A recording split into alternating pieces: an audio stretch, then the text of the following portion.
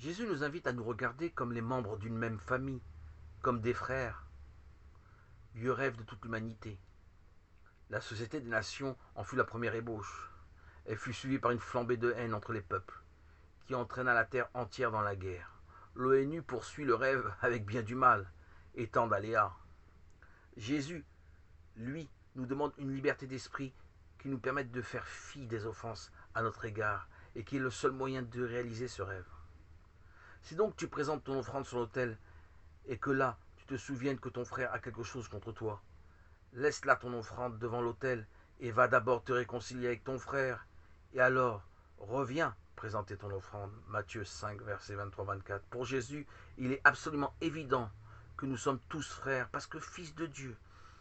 Aussi pour lui, Dieu notre Père ne peut rien recevoir d'agréable de notre part, si nous ne commençons pas par nous entendre entre nous.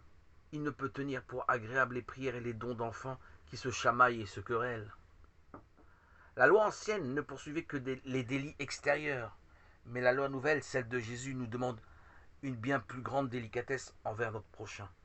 Jésus nous demande d'éviter tout ce qui pourrait le blesser, ne serait-ce que dans son amour-propre. Vous avez entendu qu'il a été dit aux anciens, tu ne tueras point. Quiconque se mettra en colère contre son frère sera justiciable de tribunal, et quiconque dira à son frère, rachat, sera justiciable de Sanhédrine, et quiconque dira fou, sera justiciable envers la gaine du feu. Matthieu 5, versets 21 et 22.